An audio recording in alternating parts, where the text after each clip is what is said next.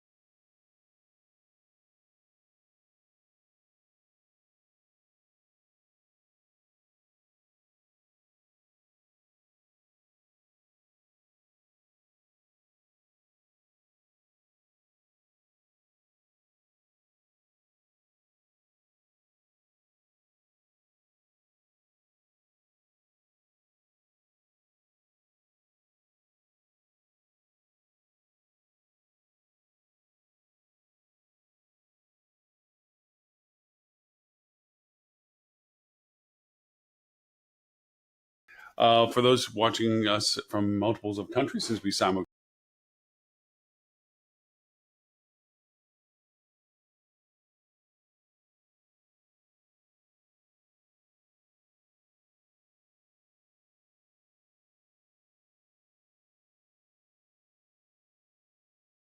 around the world, I thank you for picking up odd hours of the day to go over and join us. Oh, look, Robert Cole, who said he wasn't going to be with us, is going to.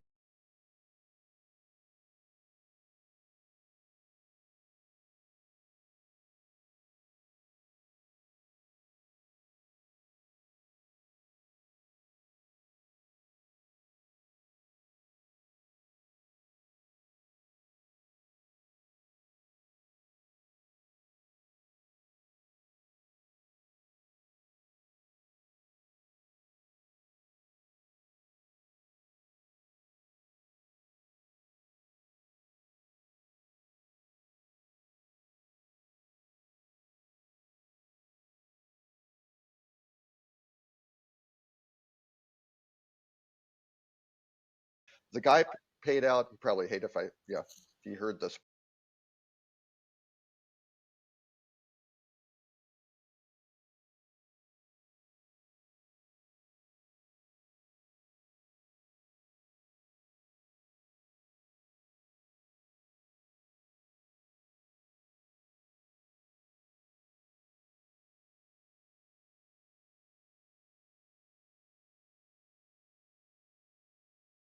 But nobody watches the show, right? Paid out $1 million of his own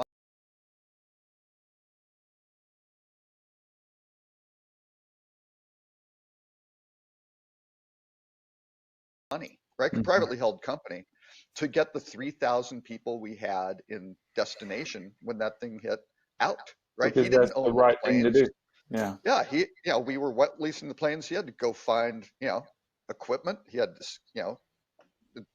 staff, things like that, flight crews to get down there, and it was incredible. And his point was, right, legally we aren't bound to do this. You just call force majeure and you're done, right? Right. But he goes, exactly what you were saying, Stuart. These people, sometimes it's life savings, it's their honeymoons. They've entrusted us to help them. Is there anything we can do to help? There is. So let's do that. That's Yeah. the right thing to do, right? Agree Yeah, 100%. Thomas Cook, not quite the same approach, perhaps. So, No. No. But also, too, I have to say, I'm a little ashamed of the hotels that are holding people hostage and so forth. That is not hospitality, because That's not hospitality. yeah, I mean, they, that's yeah, it brings out the best and the worst in people when there's events like this, right? And I feel like the media is right now focusing on the negative stories. I'm hoping that some good stories come out of it, right? If I was a hotel owner, knowing that I'm going to take a hit, but a day of revenue I can probably survive as business and overcome, and the loyalty and the buzz and the goodwill and the PR that I would generate from doing the right thing to those guests versus those properties that are literally locking their guests in and not letting them go until they have money. That's ridiculous. I would never stay at that property now.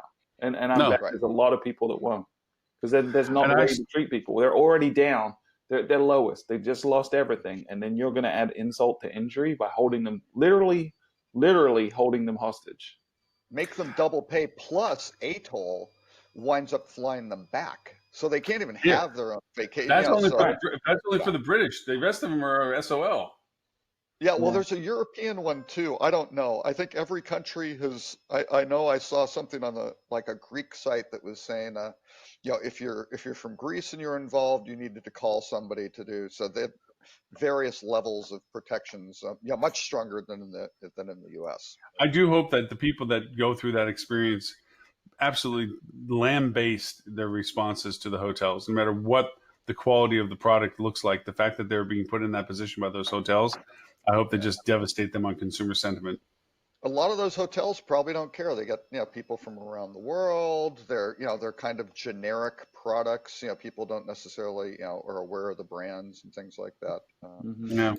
And I don't know which properties they are, but I mean, with FunJet, with Mark Travel, which was one of their brands, and we ran Southwest Vacations and United as well. We introduced a lot of people, like Spanish all-inclusive chains like Riu and Iberostar and Barceló, which I've never heard of in the U.S., but they're all over Mexico and the Caribbean. They do a fantastic job. They're great. But again, people are kind of taking a vacation. They're going with Apple Vacations or FunJet or whatever. And they go, oh yeah, here's this great property. You're going to have, I'll include all the booze you can drink and, stuff for the kids, entertainment, like a cruise ship, right? And it's fantastic, but it isn't a brand buy on the hotels. So yeah. You can get variable levels of dedication to the customers. Let's put it that way. No. Hey, now, just a quick question. Does travel insurance, I mean, when we buy travel insurance, when we fly and so forth, that has its own coverage capabilities. Is there a travel insurance that assists with this as well?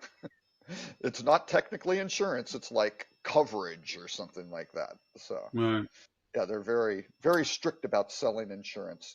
What does it include? It depends. Depends on the It really policy. does. Some of the stuff is just horrible because you don't pay very much and you don't get much coverage. They'll basically say, oh, well, if your flights are changed or canceled, maybe it covers the change fee or something like that. Or it might not cover the fare differential, something like that. I mean, it can be all of it. Some of the stuff's really good where you get, medical, airlift back to wherever you need to be. Right. So you have to read what you get. And not all policies are built equally, for sure. No, I agree with you on that. I mean, I usually go through American Express when I do my traveler's insurance, and it's pretty nice in the sense of, like you said, it covers pretty much everything you just said, plus also accommodation requirements. Lost bag stuff. Yeah. I'll be honest, I've never once purchased travel insurance. Not once. I buy it every time I travel. Really? Even if it's a small trip? Well, especially if it's a corporate trip, yeah. If it's a travel trip for business, because you're talking about lost incomes and everything else like this, and it actually, depending, like you said, on the insurance you get, there's coverages for it. But yeah, I do it.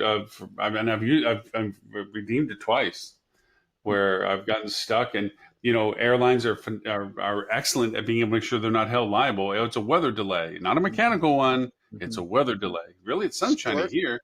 Yeah. Stuart, you have to remember Lauren is the human lightning rod. You would think they would That's true. qualify You probably him need more from coverage in general than I do. Yeah, probably do.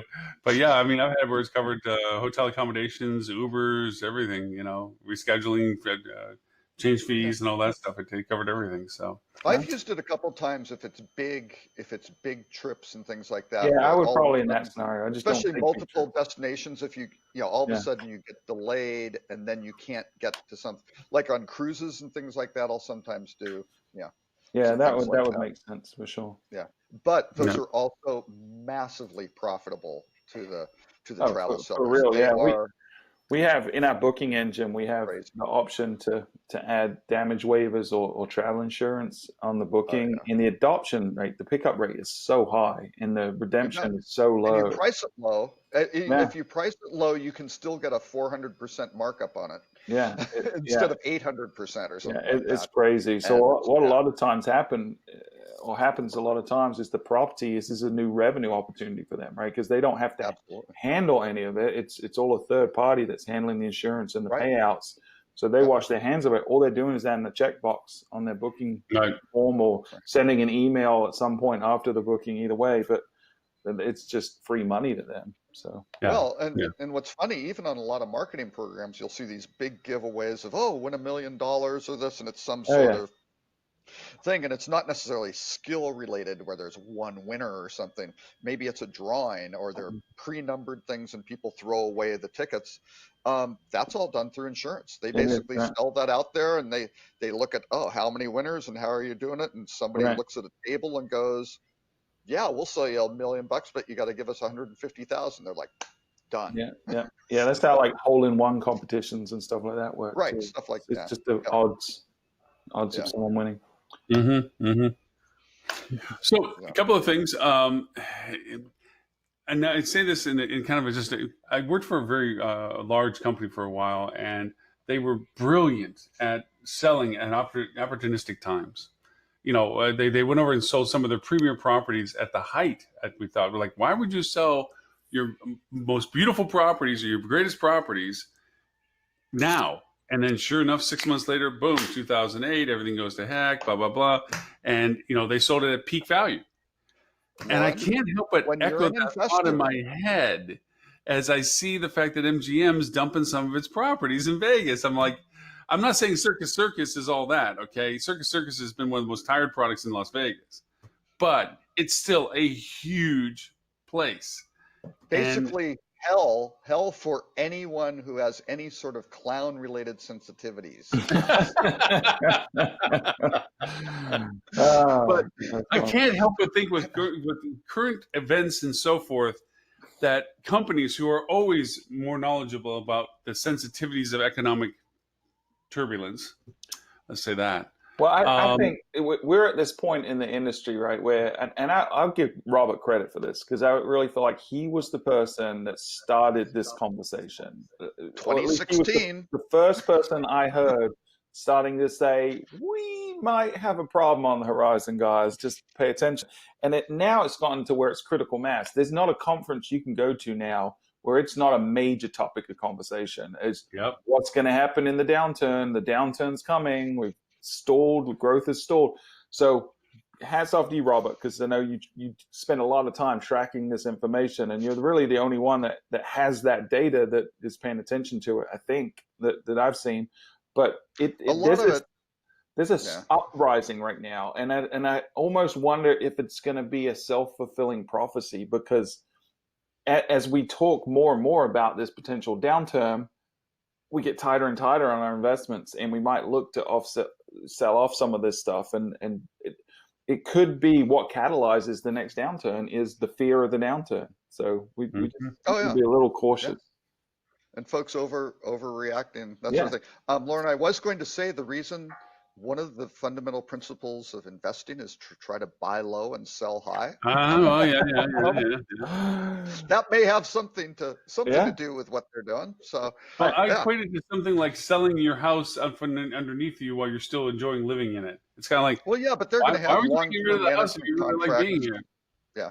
I don't know what will happen with Circus. I haven't really read into detail what the plans are to do that, if they're planning on I don't believe MGM would intend to retain management of Circus Circus as is and hope someone No. renovates it Yeah. to be the same thing.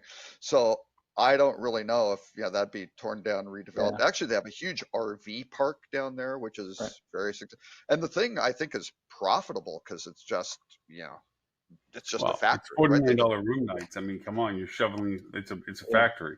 Well, I Yeah. would say it's a good strategy, right? Because if we're betting people, I think we'd all agree that there's a good chance the economy is going to take a downward turn. To what degree, we don't know. But at some point in the next 2 to 3 years, right, there's probably going to be some softening that happens. So they're at the point with that property where they have a decision to make. Do we reinvest in this property now and renovate and put a bunch of money into it? Or do we cut our losses, sell this asset, bank that money, wait for the downturn, and then go buy distressed properties at a lower cost, and we're in a better situation.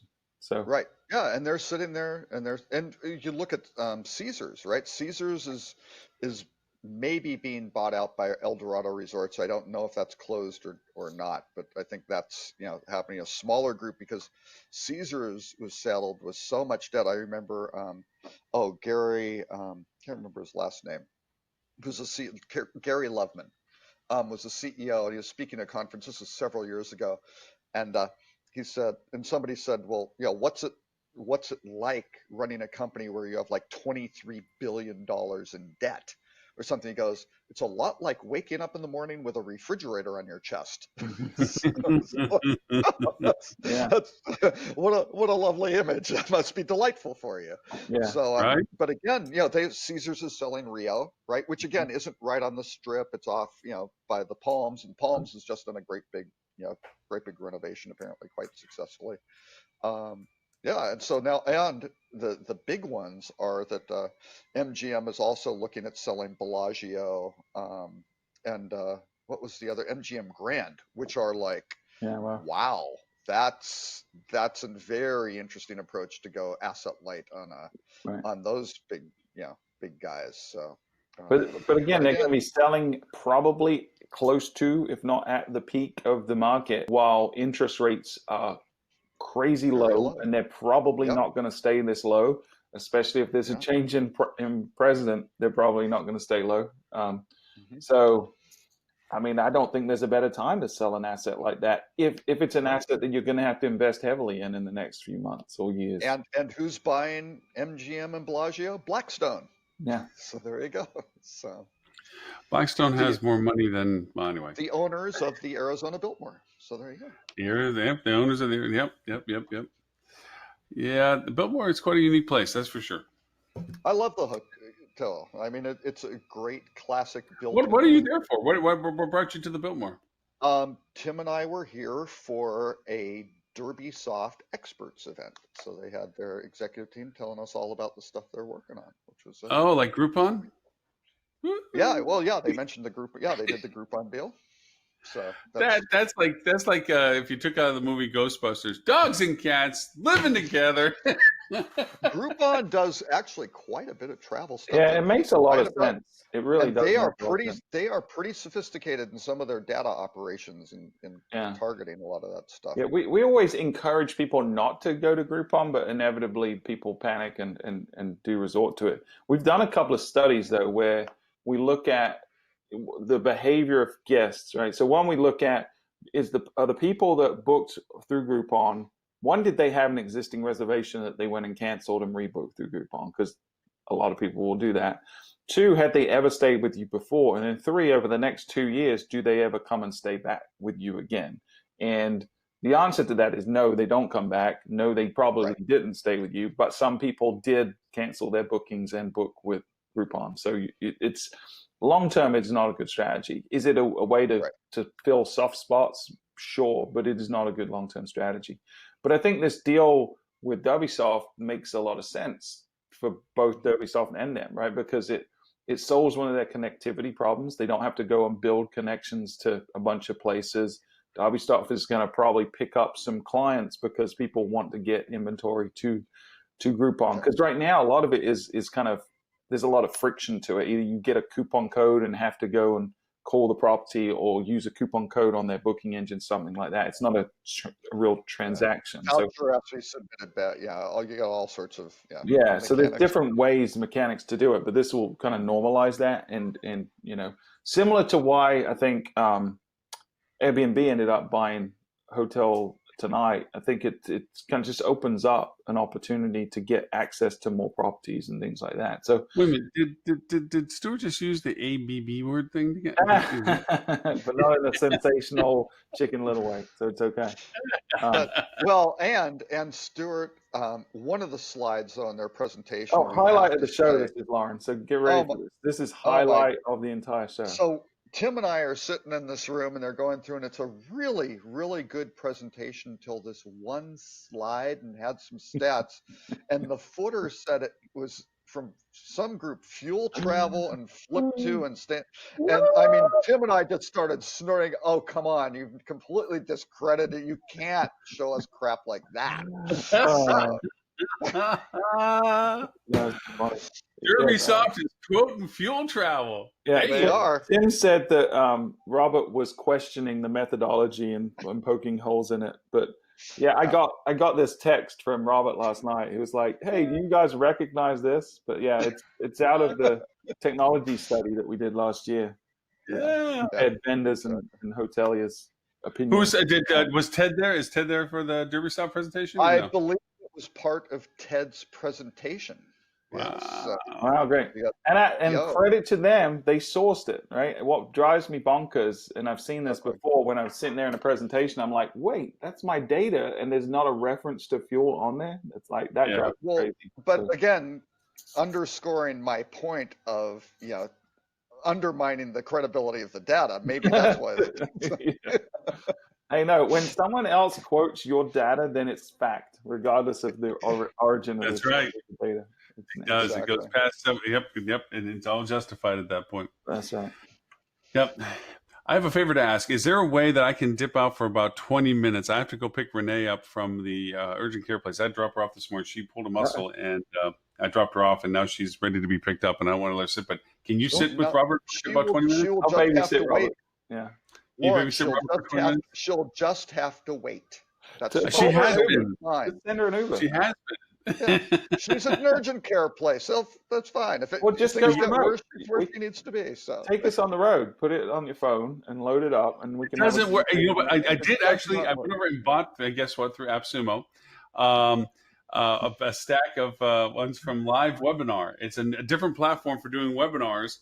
It's supposed to interface with Hey Summit soon, which is what I'm going to be doing the digital summit next month or in November on, and. If it is, then I've paid $450 basically, so I don't have to pay for Webinar Jam anymore. It's supposed to on the roadmap. It's supposed to do every webinars, which I do Webinar Jam with. So it's supposed to eventually be as good as Webinar Jam. It's missing some pieces right now. Does it miss the big red button that people accidentally press and stop the whole show sometimes? I haven't actually. I'm going to be asking you all to do a test with it later on. Not today necessarily, but next week I'm going to do a test webinar on live to see how the interface works, but I can have 10 talking heads on it. Oh, wow. Just 6. Zoom, I still think Zoom webinars is the way to go. Yeah, no, it's too expensive. It's too expensive. It's $179 to do what you're wanting to do per month. No. It's yeah. like 40. Oh, yeah. If you have a Zoom license, then it's only $40 more. That's not $179. It's $179. Anyway, Joey, if you could, give me about 20 minutes. I'll be right back. I'm just going to put it on pause here. I'm going to make you administrators, so don't hit the bigger button. All right. And I'm going to go and grab her and bring her back to the office. They gave her a shot for muscle spasm, so she's all loopy. So I'm going to go get her. Hey, record it. It'll be like David after the dentist. I do. I have my little, you saw, did I show you that, Stuart? My little camera? Yeah. Secretly recorded. Oh, is this your i360? Yeah. Yeah, 18 grams. Go pick up your wife. Stop talking about nerdy stuff. All right, I'm right back. Bye. What do you say? 18 grand? 18 grams. It's tiny. Oh, it's 18 grams. I thought he was quoting the price. I was like, wow, AppSumo. I didn't realize you could buy stuff. He's talking metric system measurements of weight. Sorry, Americans don't understand. I see. Yeah. No idea what you're talking about. Yeah. I'm concerned about Tim. I mean, yeah, I invited him to breakfast. I told him he needed to get the hookers out of the room. I mean, number one, shoo them out. My text message was, shoo them out of the room, come have breakfast. But no, I don't know. And he So said he you doesn't want haven't to. seen him all morning? Yeah, have not seen him. Just the ruckus last night. That was, Oh, well, hopefully he's hanging in there. yeah, Maybe noticing a bit of a headache. exactly. I think I've been to conferences with Tim. He's very well behaved. He More may he well may behaved. be out. He may be outdoors scouring the grounds for his clothes. That's my theory. I Wow. figure we'll just punish him for not being on the show Yeah, since he like said you he said would. in And the he has in the notes before, that if you're not here, then that you're fair game for ridicule and mockery. So exactly. yeah. So any other? I kind of thought IHG launching a loyalty partnership with Mr. and Mrs. Smith Hotels. I've always been a real fan of Mr. and Mrs. Smith. Um, I think it's good for IH. I think it's good for IHG. So I'm not really familiar with Mr. and Mrs. Smith hotels. Oh, Mr. and Mrs. Smith, it's a little kind of a representation group with really nice, independent, smaller, boutique hotels. And they Okay. just do a great job of curating the portfolio. So they're basically expanding the loyalty program to encompass their properties as well. Yeah. Oh, wow. Hyatt has done their deal with small luxury, Yeah. and Yeah. all these guys are kind of expanding out, and Yeah. it's a nice little group. Now, you kind of look like, how does this fit into IHG? Yeah, is that the right match? And I'm not sure for Mr. and Mrs. Smith if all of a sudden you've got a bunch of, Holiday Inn Express folks who are, accumulated all their points and charging off to go to some little place and don't know what to expect. Right. But I don't know. I guess they'll Yeah. find out. I mean, I would imagine that it's going to still appeal to a certain type of demographic within the portfolio of IFG. So, I mean, time will tell, and the good thing with I these think kind for of the experiments, Kimpton if they're not guys, locked in, I think it can work really well. We've had some independent properties have tried it with Choice before and Wyndham, and we've got one now that's trying it with Marriott, so yeah. I think it's a good way to get your brand out in front of a wider audience from the independent properties perspective, and then from IHG's perspective, it's a good value add onto the makes that a unique value proposition for the membership program that is the other big properties don't necessarily have, so differentiates you a little bit.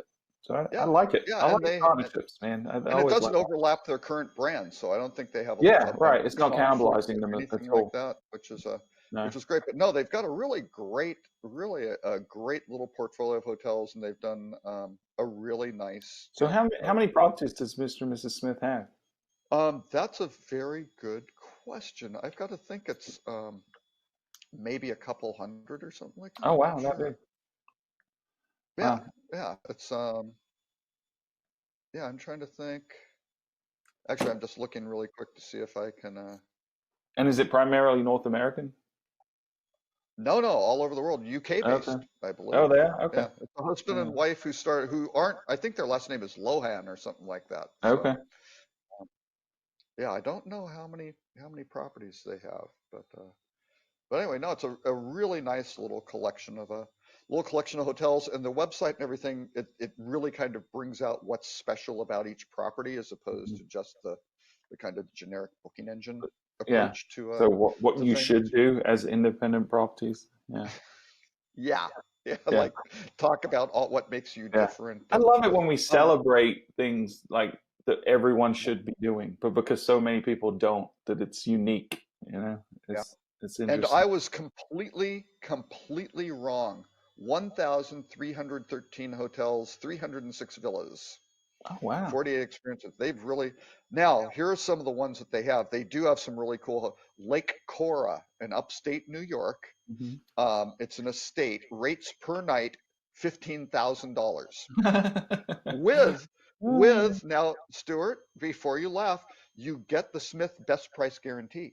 Okay, well, good, because I would not want to see that somewhere else for $14,000. And a free as a Smith extra, because again, if you book through them, you get some kind of bonus type things, a champagne reception on the night of your arrival. So that's obviously a whole estate, right? I don't know how many bedrooms, things like, but they have North Island and the Seychelles, and this is just a room. Now, North Island is where, I think William and Kate went on their honeymoon type thing, right? So that's, $6,500 a night. But, again, best price guarantee. So you aren't Yeah, getting ripped that's a off. bargain for sure. And you get an hour-long massage in your villa. And that's a very, very green property. It's a great, it is a great spot. I You, have you not mean been there. green as in it has a lot of money? Is that Sustainable. Well, both, I think, yes. Yeah. Yeah, they've got Amman resorts and Courchevel, 3,500 a night. Yeah. Yeah, I think I would get travel insurance if I stayed at one of their properties, Yeah, most likely. exactly. But I had no idea they were up to 1,300. That's that's pretty legitimate, man. That's a big portfolio. that maybe a few night stays at the Holiday Inn Express to work up enough Yeah, points it to would get to take. Lake Yeah, you'd Nora. have to live in a Holiday Inn Express for a year to be able to afford one night. Oh, I think it'd be longer than that. Yeah, probably so. Yeah, Yep. it is an interesting mismatch, especially as high end as they seem. That's Yeah. Well, and they have some others which are, they'll have little Yeah. boutique-y ones out, and the Yeah, I country think we're going to clubs, see more and island more of stuff. this, though. I think more collaboration type scenarios as everyone's trying to compete, especially as the OTAs get more and more entrenched in loyalty programs. I think that people are looking for more and more differentiators. So this is good. Right. Yeah. Yep. I think I'm it's win-win. I'm just starting. I'm going to be advising a startup that's getting into kind of an interesting sector related to all of this. So I can't talk about that. Blockchain. So let's go with blockchain. You'll be good. A VR blockchain. That's what Mhm. that's what we figured would be Yeah. would be the key. So Yeah. anyway, but I think that's an interesting interesting combination. So Mhm. it may work out well for both of them. So Yeah. Hey, can I go off Hyatt, script a second, real quick, sure. and then we'll jump back to them. I was surprised you didn't mention, unless you mentioned it last week, I wasn't on the show, but Google's core update this past week.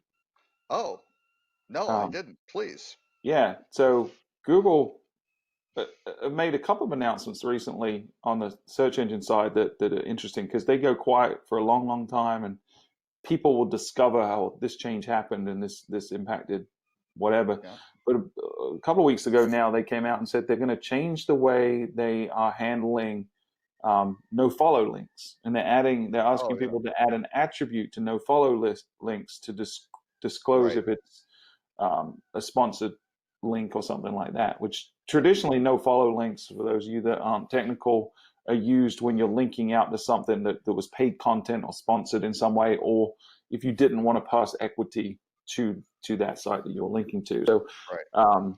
for example, an OTA, if they're linking, or say TripAdvisor on your business profile, that link out to you should be no follow. And Right. I haven't looked at it in a long time. It used to be, but now if you're paying for the business listing, they should probably add on to there that this is a sponsored, paid placement.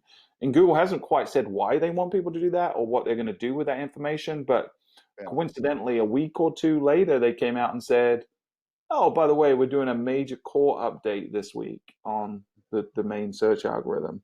And so that's now out in the wild. And I don't know about you, but I have not seen a lot, at least in the hospitality industry, haven't seen a lot of impact from this one. And usually when there's a big core update, you see a lot of jostling for position, and some people are big winners and some people are big losers. And we across our portfolio really have not seen the instability that we usually see with a Google update like this. Yeah. So, Well, I just posted a link from apparently it started rolling out on the 24th, so they were thinking it's happening now. And Google's birthday, actually today is Google's birthday. wow, how about that? Yeah. So, maybe today is the maybe today's the day. I don't know.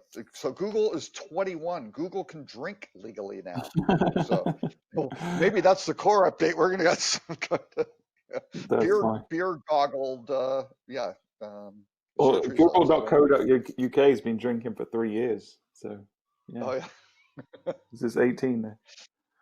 Yeah. Um, Oh, that's right. Yeah, exactly. yeah, but no, this was potentially a big deal, and it was surprised. What was the reason I wanted to bring it up was it was surprising to me that you know how anytime something's going on with Google, there's Yeah. usually a lot of fear mongering, right? There was like Mobilegeddon was the big one a few years Right. ago, and Yeah. you see so much stuff about SEO is dead and all this sensational nonsense. But this one was really quiet. It kind of no one was really buzzing about it in the hotel industry, which really surprised me. And Right. fortunately, that might have been the right thing because it doesn't seem so far, and I don't know how long it's going to take to be fully deployed on every vertical, but right now, knock on wood, it doesn't seem to have had any major impact, at least for folks that are following best practices. You know, and Yeah. typically algorithms target bad actors. So typically, if you're doing the Yeah. right thing, it shouldn't negatively affect you too much. Yeah, and I'm putting a link. I think we covered it in early August about what the Hmm. what was happening with it. But you're right, I haven't really heard anything doing it. Yeah, But I have a link from the official Google blog that I'll put in the notes here that will cover off. Yeah, what webmasters should know about the yeah, core updates. And yeah. yeah, so So well, there's and I that. think so one of the things was all these no follow links. They basically said, we are going to follow them. Yeah, Sort yeah, of thing. And we track all the stuff, we just won't publish, yeah, maybe. yeah. But I Well, think they're taking all those as signals, right? It's yeah, all right. Because signals. so it used to be okay. Do we pass this, magical link juice Mhm. from your site to theirs if it's no follow? And they've always said no. We won't. We'll still index the page you're linking to, but we're not necessarily going to pass anything that's going to impact PageRank or anything like that. So now they're basically saying they're hedging their bets a little bit and saying, well, we want you to disclose if it's paid or not. Oh, and by the way, we may start passing some of that. We may start paying attention Yeah. to these differently than we have in the past. So, And how we do that is none of your business. yeah, exactly, exactly. And Yep. until the government steps in and tells us that we have to publish our algorithm, which is a distinct possibility in the near future, which I hope does not happen.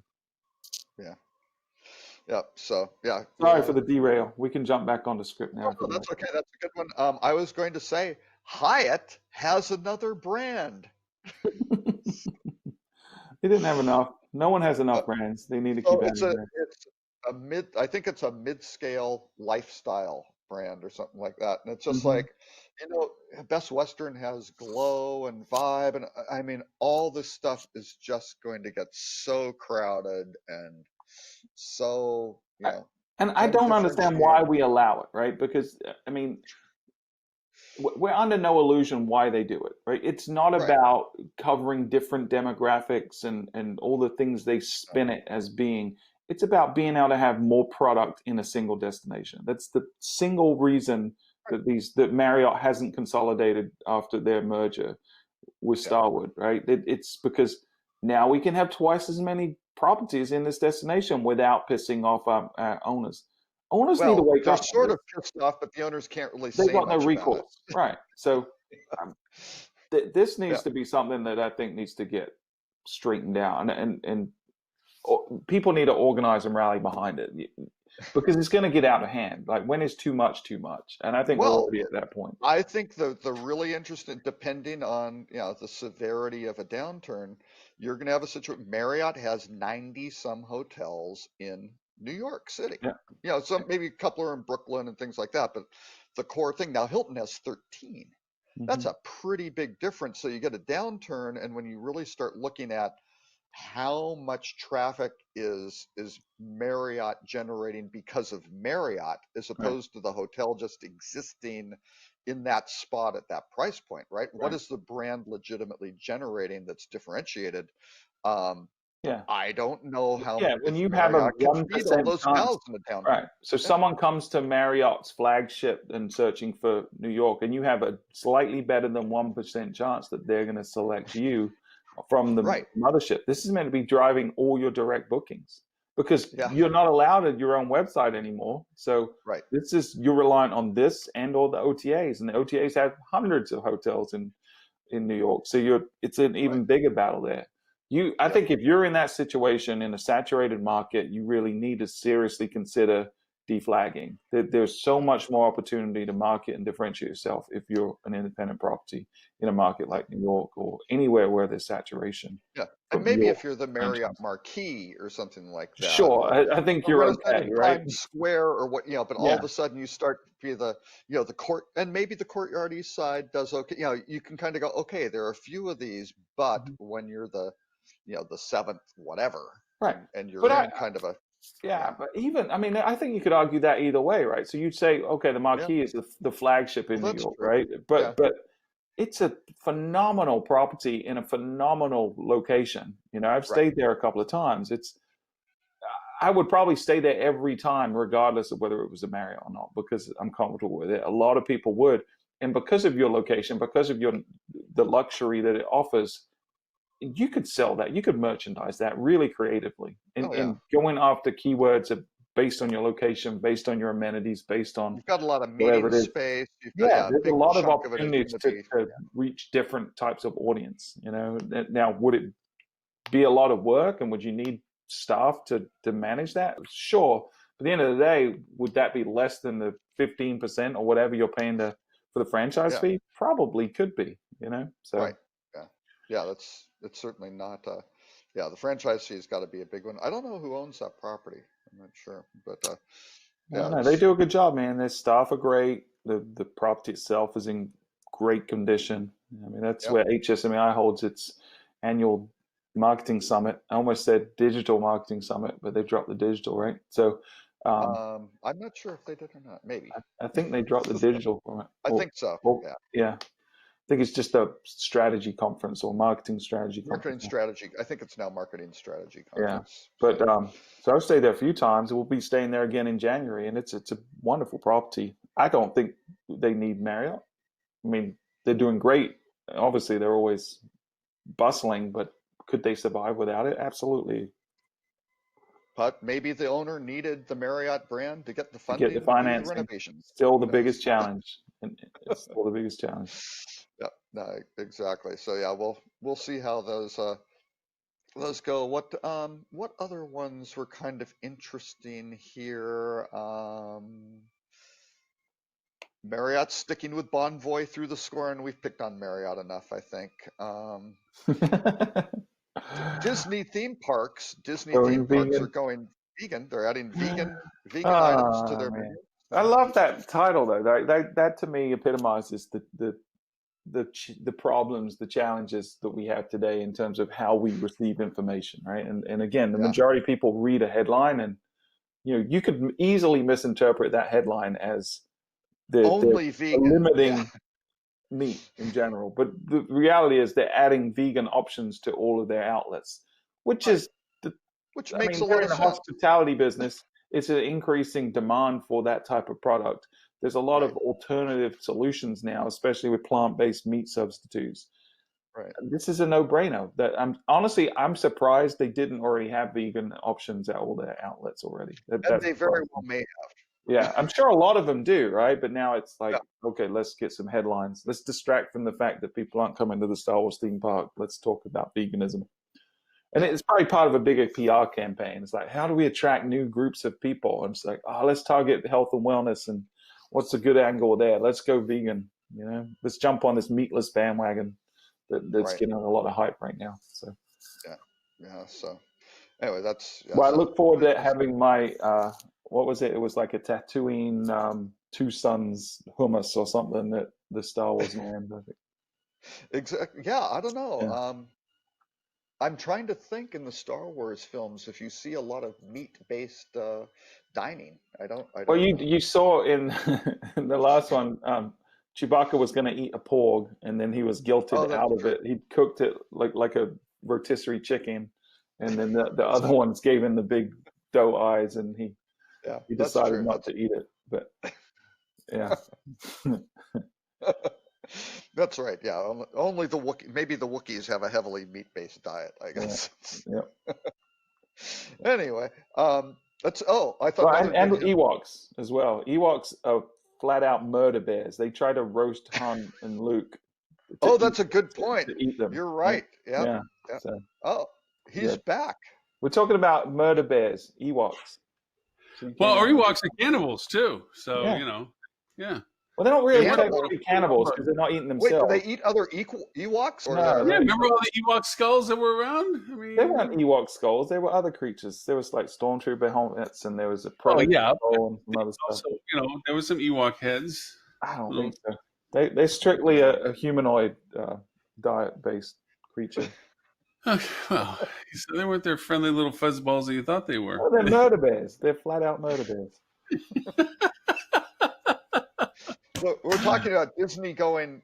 We got on this tangent with Disney.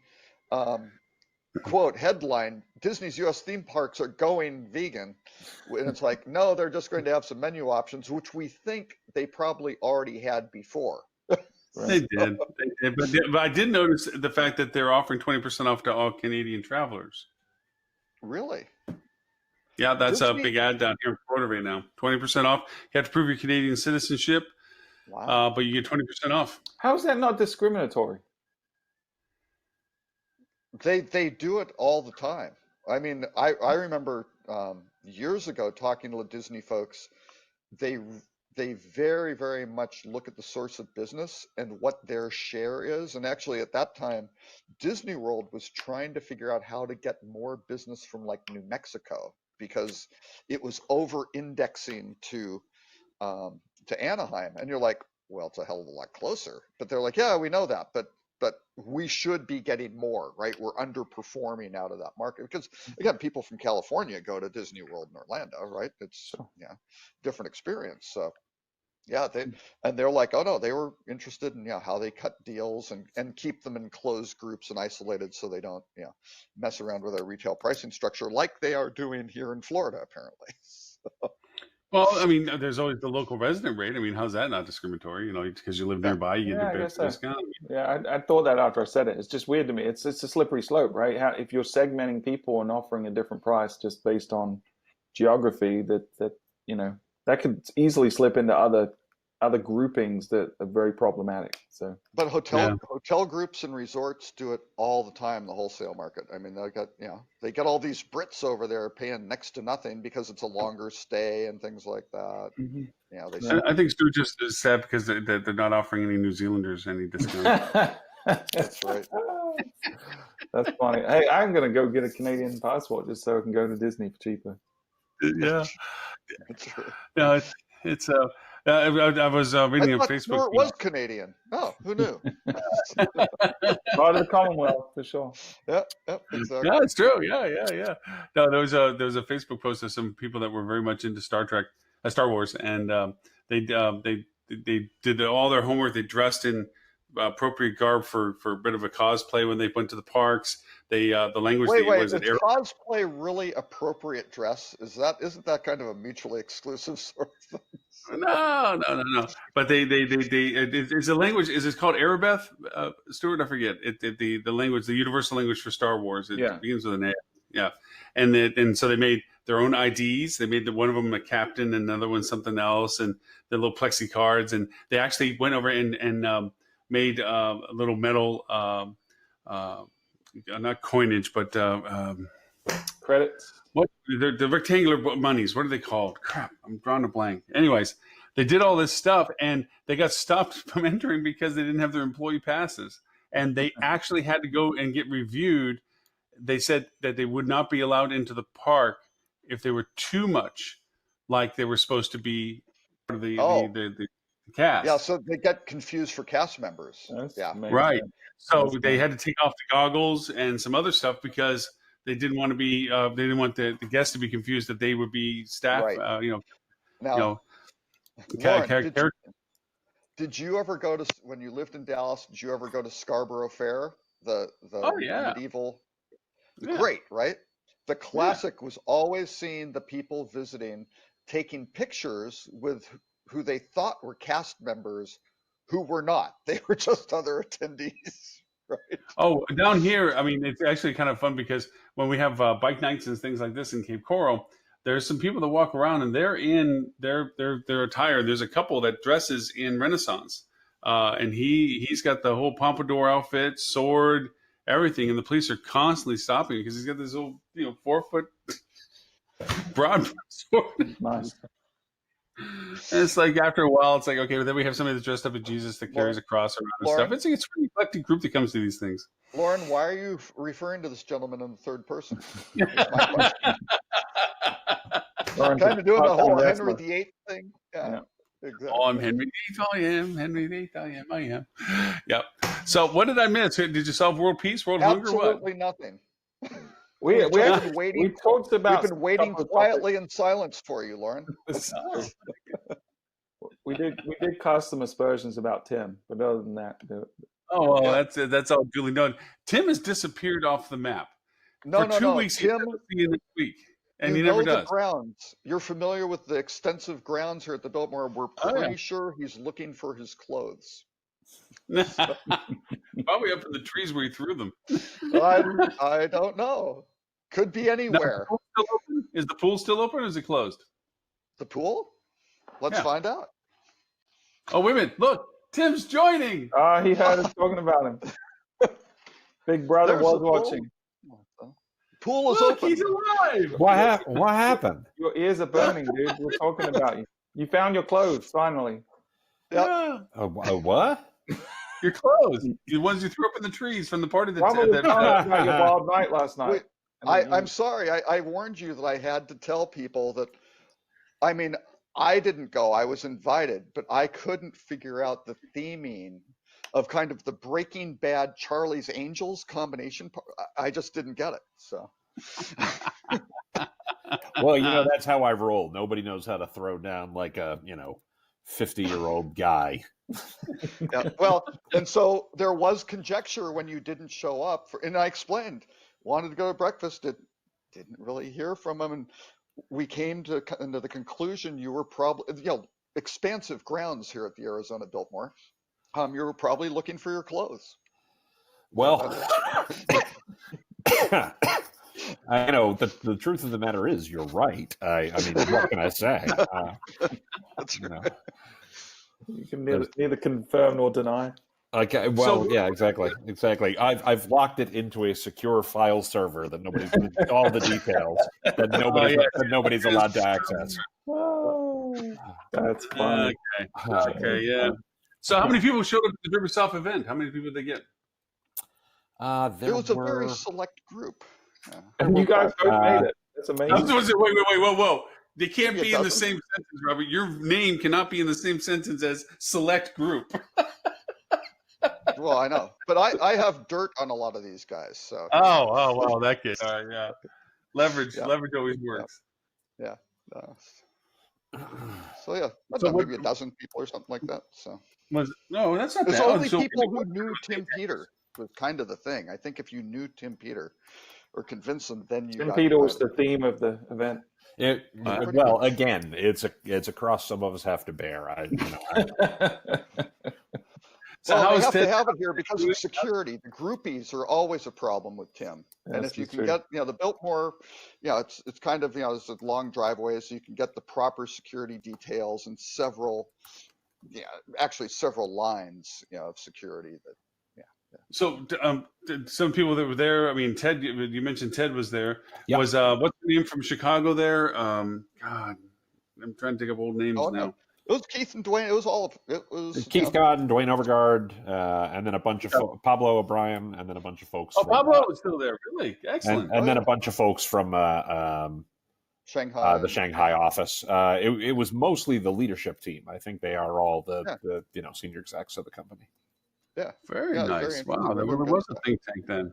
I'm glad that they're moving along. 'Cause, Yeah, it was cool. It was a we were- cool I- thing. I ridiculed them, although Stewart defended them with this whole Groupon thing.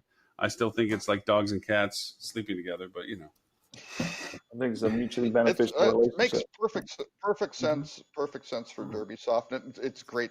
Makes great sense for Groupon. For sure. Yeah. I mean, when you think about what DerbySoft does and what DerbySoft is, I mean, their job is to provide connectivity. So whether or not it makes sense for hotels to take advantage of or businesses to take advantage of, I think Right. it's something they have to look at on a case-by-case basis. But it makes total sense for DerbySoft Yeah. to say, Either hey, way, if you it want doesn't to make do sense. this, Yeah. we're gonna make it frictionless for you to do that. right?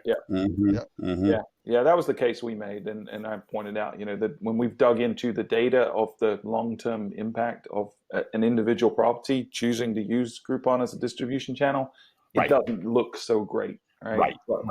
But so I definitely don't recommend hotels jump on the Groupon bandwagon just because it's a bit easier now. But certainly for those that are doing it and choose to continue, this solves some of the challenges, the friction points that has existed. Will probably drive more people to using Derbysoft as a connection partner, which will drive them revenue, and then we'll probably get Groupon more business as well. So it's win-win. Has Network Derbysoft effects changed are their very pricing important. structure at all that you're aware of, Tim, from times past? Because Say that one more time. I just didn't hear Derbysoft you. changed the pricing I haven't talked to them in a while.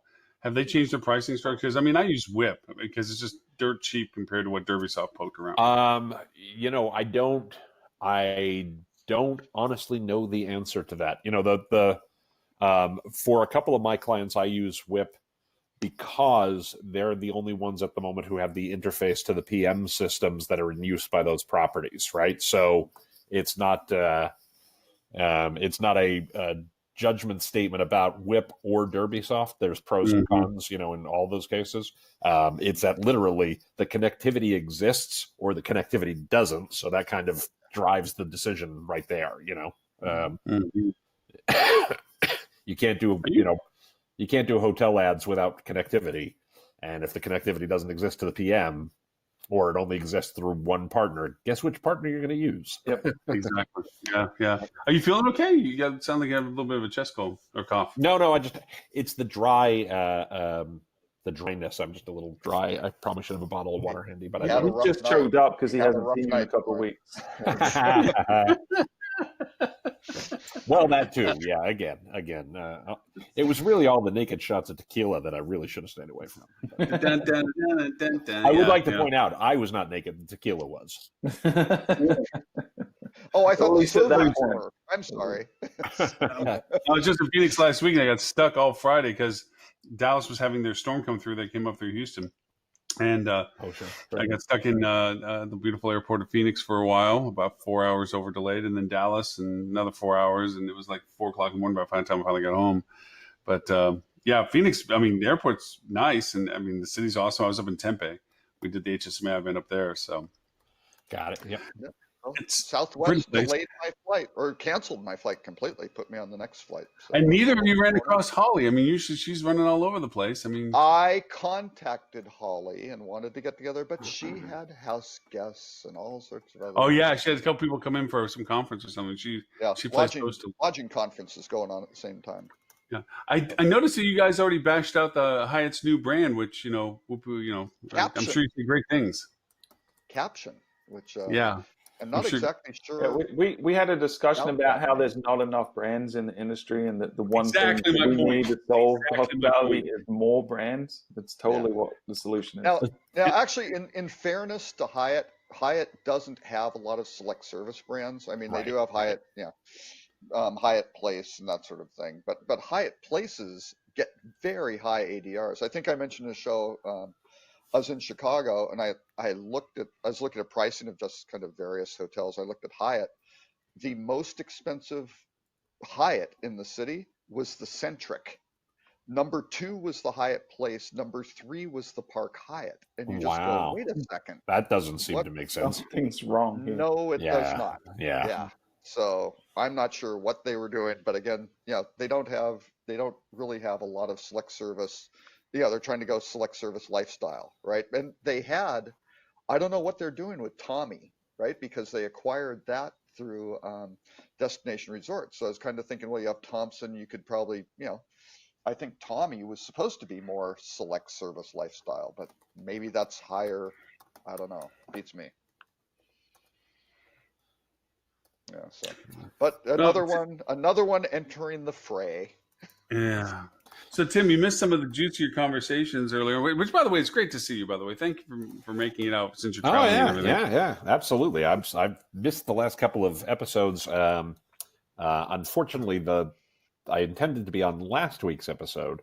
Unfortunately, we had a death in the family. My, pour one out for my wife's late great 98-year-old grandfather. Yeah. Who lived a long and wonderful and happy life, and so so we missed last week. Actually, can I tell you a funny story? I was very life moved. Unfortunately, shortened by.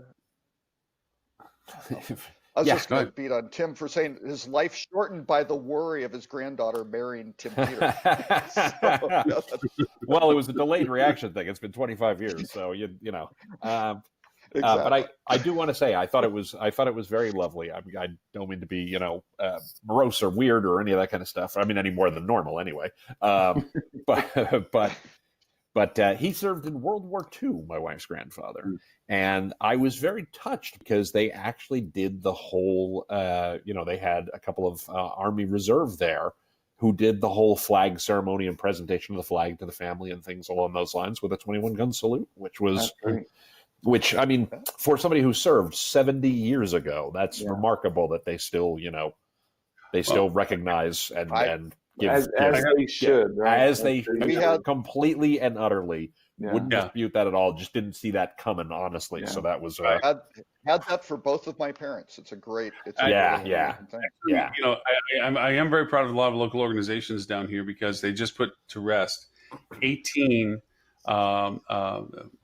military members that passed that had no family. Oh yeah. For 17 years, these urns have been sitting and so forth, and they did full military ceremony. A lot of the bike clubs down here are big ardent supporters of the organizations that do this, and so all the motorcycles roll in full military, flag carrying, putting into internment and all that stuff. And very proud of the fact that they, and again to your point, as they should, remember these people that were willing to put everything out there for this, so that they and just because they didn't have family doesn't mean they don't get the honor. So it was really neat. They did actually 18 was the largest one they did in a single ceremony recently. But because down here obviously we have a little bit more indigent care, and and so there's more reasons for these organizations to exist down here. So it was kind of nice that they did that. Yeah, I was going to say that DC earlier this week, and they had an honor flight going to St. Louis when I was leaving. Yeah, we do honor flights down here. Yeah, a lot of honor flights down here. And they're while they're still around, because now they're in the Korean War. There's not so many World War II honor flights out right now. Vietnam. They were actually doing a Vietnam honor flight. So, but the one good thing is Tammy's going to outlast Tim because her family line says 98 is not a hard number to hit. Okay. No, absolutely. Well, it's funny. We always talked about the fact that my wife's grandfather, served in World War II, was a coal miner for 30 years or something like that. Smoked for 30 years, and lived to be almost 100 years old. So and ate bacon and eggs all the time and all that other kind of stuff. So probably what kept him alive. He's an inspiration to us all. The only thing is I think Tim's shaving time off of Tammy's life. That's probably the only. Well, you're not wrong. Damn. The Who concert has been postponed for tonight. Aww. I was rushing back to Dallas to go see the Who for about the 5th time or something like that. But, So Tim, we did get the chance to talk about Cook Travel and its demise, and you didn't get the chance to kind of elaborate on that at all. Any insights to that as well? Because we just basically poo-pooed any hotel that was holding people hostages. Oh yeah, we were, all that stuff. I bet you hit all the highlights that I would hit. The one thing that I think it's a shame. Obviously, I think it points to a broader. The only thing that I thought about it specifically is, and this is going to come from left field because it has less to do with travel. But, people talk a lot about, we're sort of in a retail apocalypse generally right now. Retailers are struggling and the like. And I'm frustrated by that because all of these kinds of retail situations, and Thomas Cook was the same thing, has less to do with whether or not they had a good product or had a good service or took care of their customers. There are certainly elements of that where they could have done a better job and all that kind of stuff. but also because of various financial engineering, all these folks are loaded up with so much debt that's really what crushed them. It wasn't so much that they, that they didn't offer a good service to people or didn't offer a good product to people. Cook has done really well with that. TUI has, always done a really good job with that. But because people, played with the finances in certain ways and took on ridiculous amounts of debt, some of which probably was necessary because running an airline ain't cheap. But it's the debt that killed them, right? It wasn't that customers weren't using it. The very fact that they have to airlift 180,000 people home. That's only the Brits. That's only the Brits, right? Yeah, totally. So it does speak to, for hotel operators out there and hotel owners out there and the like, not that you need me to tell you this, but use debt wisely, because that could be the thing that actually causes you problems. Okay. So let me ask an arbitrary question, because the other combination link of this was, the notable, and I made this comment before working for a large company, they sold a lot of their assets at what I considered a ridiculous time, that they sold them at this peak, where we were at this peak business level, only to be that they were incredibly brilliant because they sold it at peak level. It's only to have 6 months later, 2008 come crashing down on everybody. So they sold the hotels at the optimum value that they could ever be attained at. And you're like, this is brilliant, but again, people like that are very sensitive to economic shifts. And then with the changes that are going on in Las Vegas right now, with MGM selling off Circus Circus, and we talked about the other ones and so forth, is this also kind of indicative of this is the optimum time of value proposition, because we are going to go in towards something? And if that's so, my question is this: do you feel that the hotel ownerships, the way they exist, are overextended or well positioned in general for a downturn in economies? Oh, at least from my take, I don't think there is in general. I think it's going to be market by market and ownership group by ownership group. I think it's very hard to generalize about that. I think there are companies that have done a lot of really smart things. I think there are some companies that maybe could have done some things and they're probably very over leveraged. And if revenue starts going down while operating costs continue to increase and interest rates go up at the same time, that's a really bad combination. Correct. If you're over leveraged, so there's going to be some consolidation and stuff. That's leverage is great when markets are going up, not so good when they're down. Exactly. So taking one out of the hat, do you think Aimbridge's acquisition of Interstate, are they looking for what they did in a way that because we know that when they're that scale, operational values and so forth are really tight, and they just paid all their coin out and leverage and everything else to acquire almost someone of equal capacity and size. Is that putting them in a vulnerable position for the next 18 to 24 months? They've got a private equity group behind them. Yeah, I think they've got some big backing. That's where the money's coming from. They're going to find a lot of efficiency there. There's a lot of overlap in overhead. Interstate had 600 properties. The 800, they can probably not shed 50% of the people, but they'll shed 30-some%, I bet. Yeah. Well, and I haven't looked at their financials at all, so I can't comment from a financial perspective. But I think it's really interesting, in the amount of consolidation we've seen, and potential future state of brands as they may happen. The fact that these folks are coming together and saying, "Hey, we want to be the biggest. We want to be the biggest fish in the ocean on the ownership side, on the management side, et cetera." They may be setting themselves up to become a different kind of brand to the market in a really smart way. I'm generally speaking, I think that's a really smart deal, not having looked at their financials at all. I think it's a really wise decision to get bigger. Yeah. Right. Yeah, and Ashford acquiring Remington. Yeah, absolutely. Yeah, well, that was a positioning move, really, in all essence. I mean, they were symbiotic already. So yeah, in terms of the economies of scale, they should be able to bring to it. In terms of the positioning, they should be able to bring to it. I don't see a lot of downsides there from that perspective. Yeah.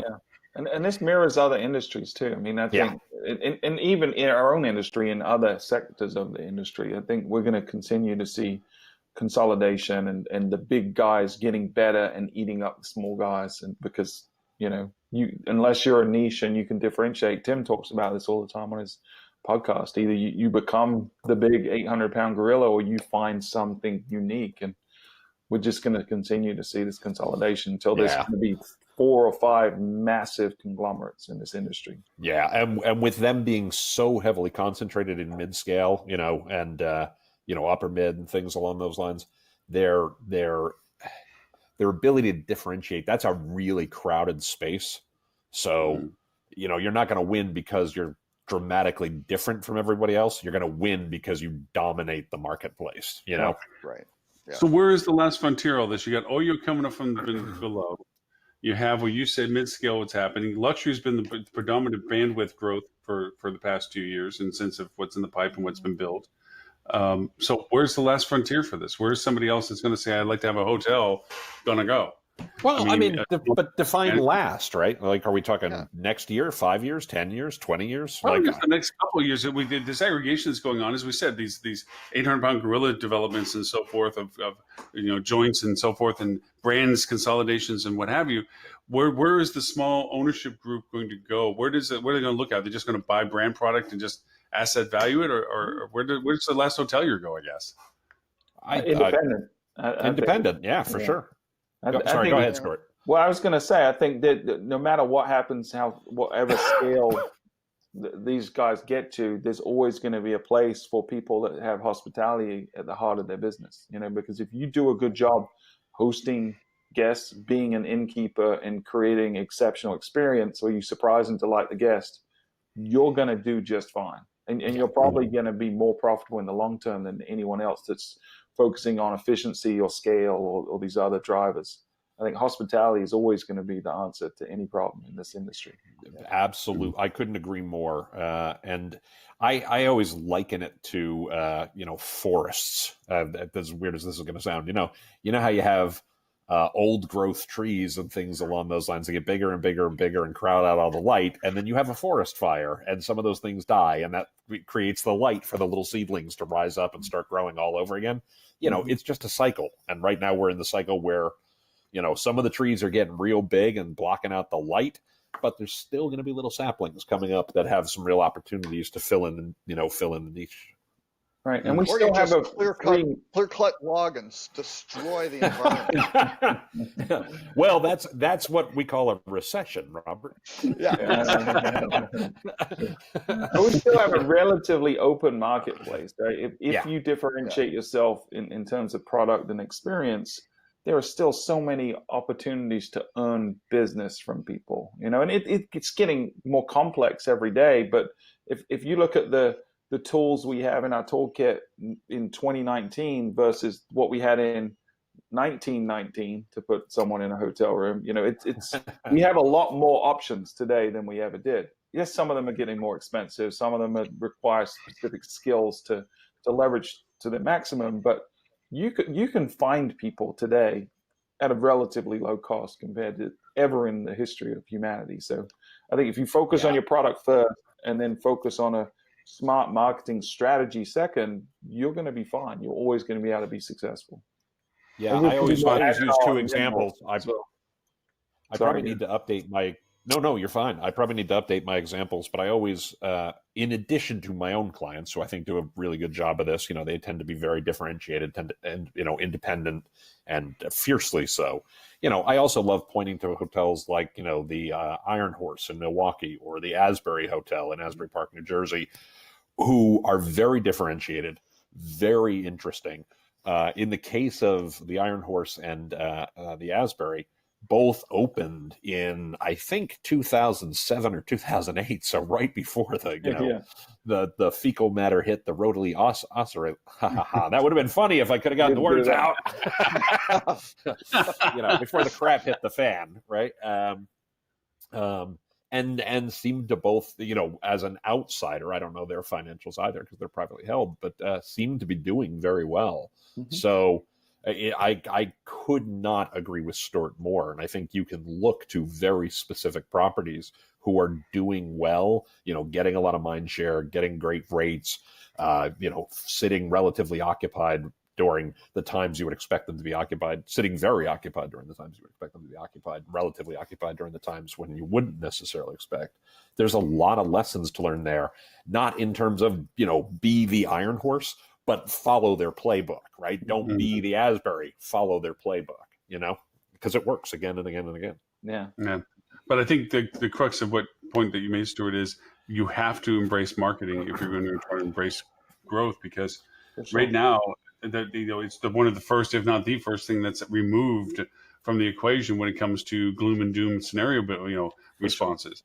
And that's where you see the difference. And to your point, Tim, that's probably where you see the clearing of the trees, because I still argue, and I mean argue, where people, when their strategies are, when I'm trying to put together it's budget season. Yep. So I'm working with budgets, and I'm trying to explain to them, and of course, there's conversations about conservatism as to market spends, and conditionals as to what would happen and so forth, and everything is on a regress. Like, okay, if that happens, we have to cut back these costs. Yeah. And I'm like, I said, hold on for a second here. If you're getting this rate of return, so every dollar you're getting $7 or $10 back, and you talk about the fact that business begins to slow, how is the logic stream that you're going to remove that money's going to improve? You can't cost yourself into profitability. That's exactly right. So there's a blog post I wrote 5 years ago, and it's something I've talked about for years before that. And I want to be fair, I did not invent this. There's academic research, of different markets that backs this up. But I always refer to it as the race you can't win, right? Which is, you experience soft business results, so you cut prices to, whether you call it a sale, a promotion, what have you, you're trying to attract more customers. You then have to cut service or marketing to pay for the lower price. Mm-hmm. Maybe if you get lucky, your short-term sales improve, but usually not. Your competitors respond by cutting their price, right? Which also does two things. One, customer expectations shift in terms of what people expect your price to be. And by the way, they expect it to be lower, which is bad.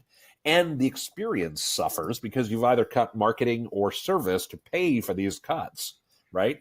Which drives softer business results, which is, it's a death spiral. It is. It don't run that race. Right. And the problem with the logic of I'm struggling, so let me cut marketing is it's predicated on the assumption that marketing doesn't drive business. Right. Which, if you believe that, you shouldn't be spending any money on marketing. Right. If you don't believe that, then it's the last place you should cut. It's easy and convenient, because taking a number off of a spreadsheet and telling whoever's handling your marketing to spend less next month seems to not have a direct influence on what happens next. But it's completely flawed logic, because now you're saying, well, marketing doesn't work. It doesn't drive or advertising especially doesn't drive anything. And I think that's an important thing to differentiate, because, I think people conflate advertising, which is a subset of marketing, with marketing as a generic term. And I think when they're looking to cut back, they often look to the advertising portion of marketing, which is probably one of the worst places of marketing you should be cutting back as well, because that's the one that amplifies the message. Right. The only place I will push back on what you just said, Stuart, and by the way, I'm only pushing back for the point of the discussion, not because I disagree with you. I actually agree with you completely. The only place I might with them just for the hell of it. the only Ed's place not here. Who will do that? Yeah. No, the only place I might question it in any case is, if you got some channels that you really can't tell if they're performing well or not, there may be some opportunities there. You can always spend more efficiently. Of course. I am always reminded of when was it Howard Schultz came back and took over Starbucks again? I can't remember. Anyway, he slashed their marketing budget, right? He cut the marketing budget dramatically. And he took every dollar of it and put it into training the baristas in how to make a great cup of coffee and give people a great experience. But that is marketing, right? By the way, you are damned right. I completely agree with that. You're not taking out of marketing and putting it in operations. You're putting it in marketing. And if you correct, I'm going to pull a Tim Peter here. So back last year, episode 81 of our podcast, we did an episode called yes, well done, Stuart. We did 10 ways to the 10 ways to drive direct bookings in 2018 is what it was called, and we each wrote. Oh yeah, that was a independently. great. That was a great post, a great podcast episode, by the way. So from 10 to 1, what are the things we would invest in if we wanted to drive direct bookings? And my number one, and we all had different lists and we argued our cases. My number one place that you should spend your marketing dollars before anything else is hiring and training the right people. Because if you get that wrong, everything else is going to fail. Any kind of advertising you do is going to it's going to go down the drain because people are going to have a bad experience. But if you get the experience right, people are going to have, you're going to have a better online reputation. You're going to have better word of mouth. You're going to have just more repeat business, all these things that make your job creating demand a lot easier. So I think re-looking at your marketing budget and where it should be spent doesn't mean cutting Google, but it does mean allocating a certain portion to training your staff, I think. Yeah. And also to reemphasize the point too, if you're not measuring, it's not worth doing, and you shouldn't be doing it if you can't measure For sure. it. And you should be figuring that out when the economy's good, not waiting till it's a down economy to slash it. Right now is the time when you have a little bit of leeway to say, let me figure out how to track every single dollar I'm spending and how effective it is, and not relying on the BS third-party vendors metrics whose attribution is complete theft of everything that they're doing, right? So you've got to find an attribution model. Hashtag attribution theft is real. You've got to make sure that you are tracking everything in your way with your attribution modeling, and that you know what is working and what is not. And before the economy turns, you should be reducing spend on the stuff that's inefficient, not when the economy turns. Yeah, right. That's right. And to refine the training point too, I think we're also in an interesting position right now that people have stopped expanding their training of their teams and themselves to outside people, and they're relying heavily upon their vendor relationships or internal training, I guess is a better way of saying it. And what they're getting is biased training on platforms that have limited service profiles, and they feel that is sufficiently enough. It's kind of a little bit like picking and choosing what your Facebook feed is like. You're going to eventually create an economic bubble or a culture bubble around you of only what you think you know, and nothing about what you don't know. Right. It's flawed in the same way a SWOT analysis is flawed, right? Because you're taking all your own biases into it at the same time. Right. Yes. And it's developing more and more because more and more I talk to people and I've had arguments. I probably have lost client possibilities where I've actually argued with the ownership where did you get that source of information? And it's from the vendor that gave it to them. And I'm like, so the vendor that you pay, that you rely upon the reports that tell you what they're doing, told you that this is what is the truth. And you didn't question to think that maybe that's a closed circuit conversation. Right. You know, exactly. Let me introduce. Just looks at it. They could be completely right. I'm not saying they're lying to you. I'm just saying you should trust with verification. You should apply some critical thinking to any report you're getting from a vendor that you're paying them to produce to do the work. To do the work. And if that's something that doesn't make sense to you, let me introduce you to the concept of foxes and hen houses. Exactly. And by the way, I want to defend all the various vendors out there for 1 second, because A, we are all those guys sometimes. We're those guys. And all. And B, I think most of the companies out there that we would be able to name off the tops of our heads are very ethical folks and all this other kind of stuff. I don't think they're deliberately lying to folks. I think their incentive is to present information in the best possible light. And so when that's a relative thing, in the best possible light for them. Oh no, for sure, of course. But I mean, it's funny. We do a thing. I do an exercise with folks on not social media marketing, on personalization and things like that, and for my Rutgers class, about crossing the creepy line, right? Yeah. And it's very hard to avoid crossing the creepy line. So for those who don't know, crossing the creepy line is when you do something that's, creepy to your customers, because you got too personal.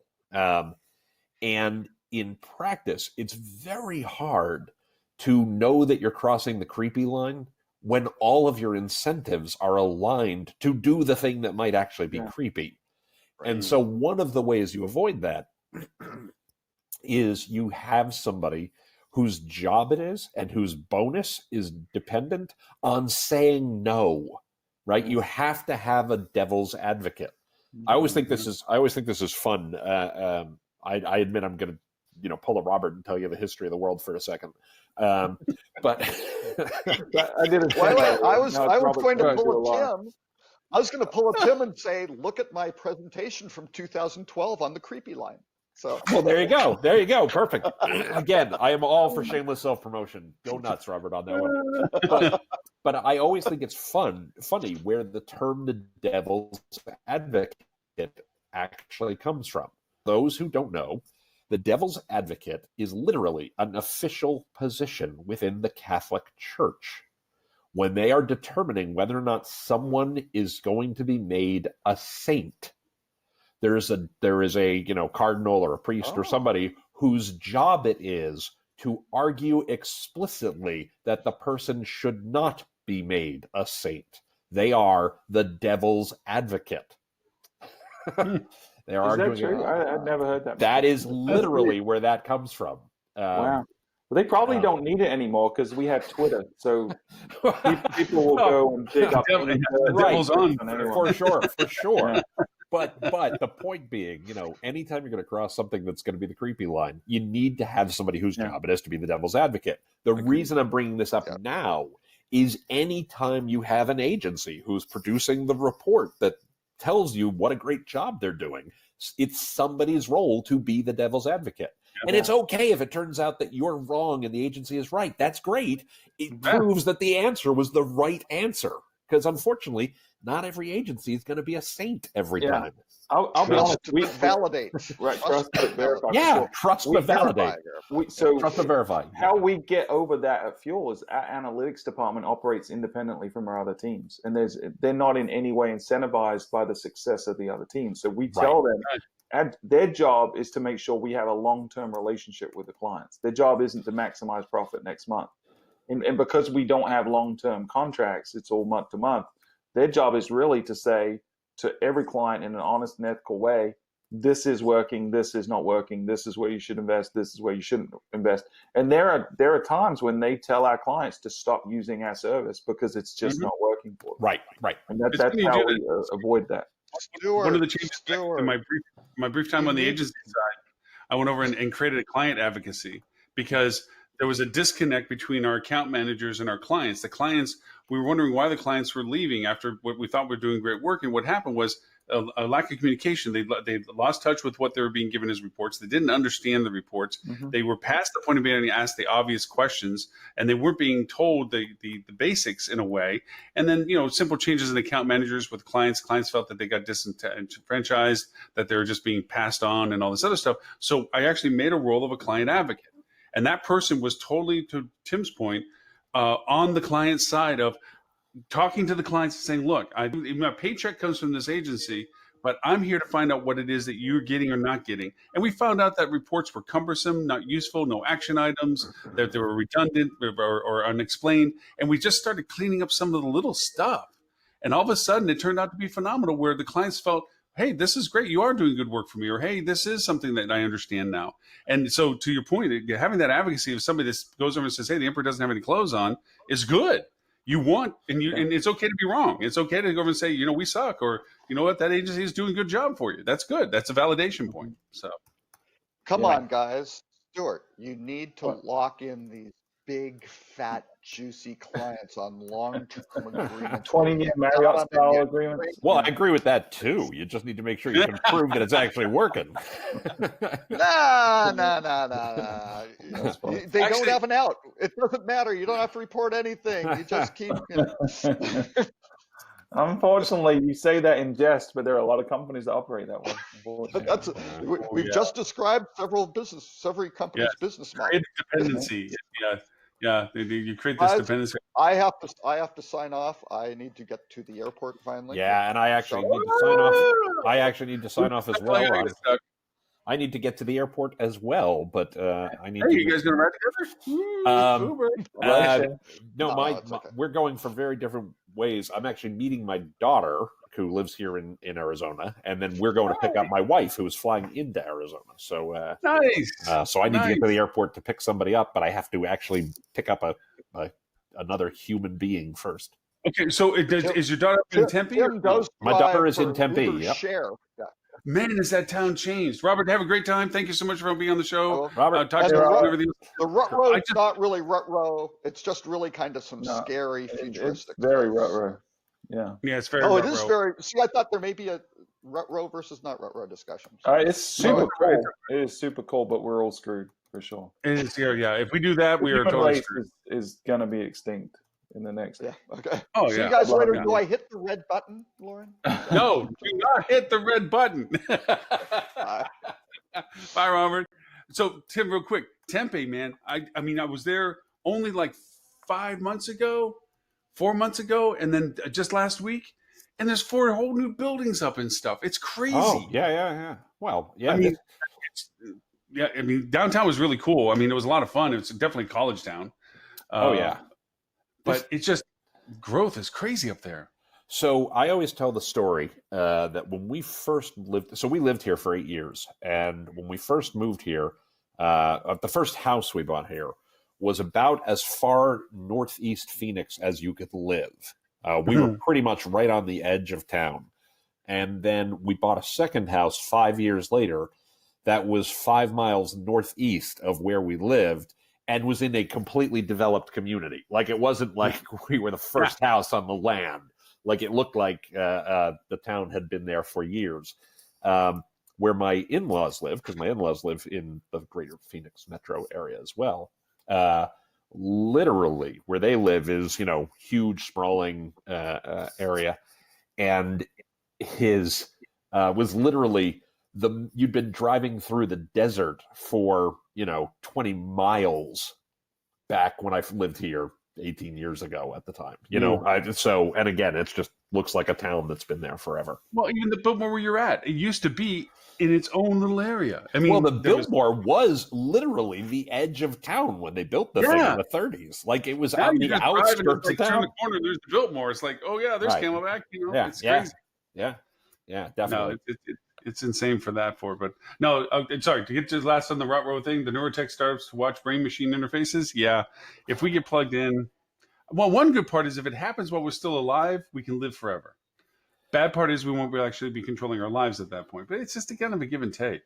All right, so I'm going to be the contrarian on this one, and fully acknowledge that the downside of being a contrarian on this one is, they only have to be right once to make me wrong, right? But my take on stuff like that is, especially the part you just said about the singularity where we upload our consciousness into computers and things. People like Ray Kurzweil have been saying that's 10 years away for the last 30 years. For sure. So, now one of these days he may be right, and it may be 10 years away. I just remain unconvinced that it will be this 10 years away until I see it. Agreed. I agree. But at some point in the future, we'll crack this. We'll crack. For sure. Quantum computing.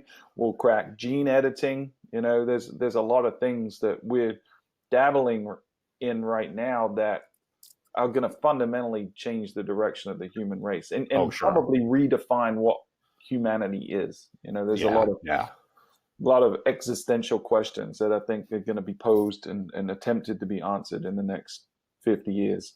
So there's a great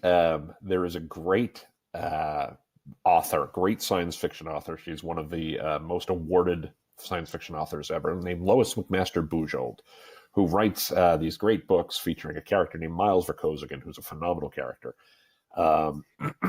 Most of which is fairly space opera-ish. I want to be really fair, but she's got some really interesting science, hard science in there about,